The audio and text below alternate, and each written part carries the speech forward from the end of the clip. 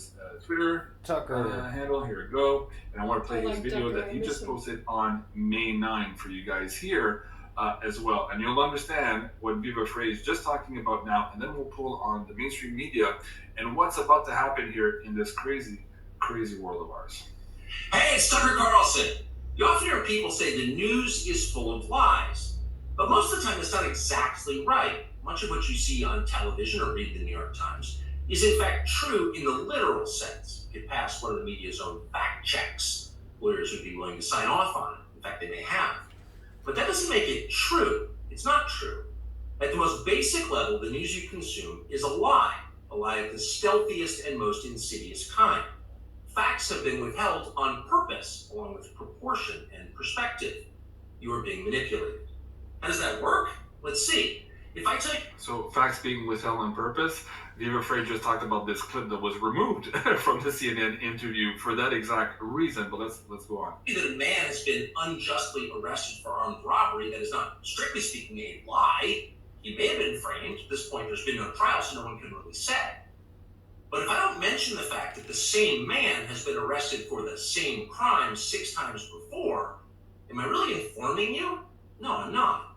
I'm misleading you. And that's what the news media are doing in every story that matters, every day of the week, every week of the year. What's it like to work in a system like that? After more than 30 years in the middle of it, we could tell you stories. The best you can hope for in the news business at this point is the freedom to tell the fullest truth that you can.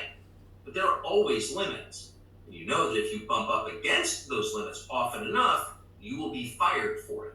That's not a guess, it's guaranteed.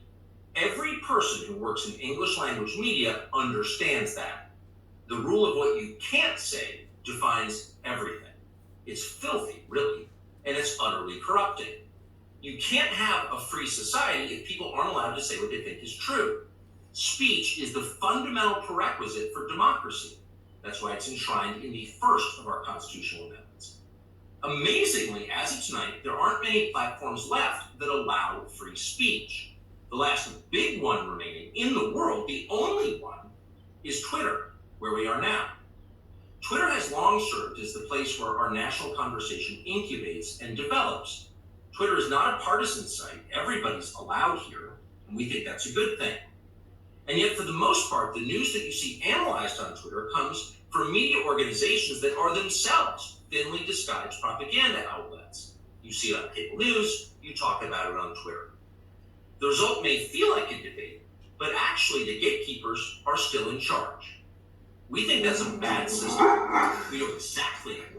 Okay, my dog's about to go ballistic. There's somebody at the door. Julie, do you want to ask a question on this? I was leading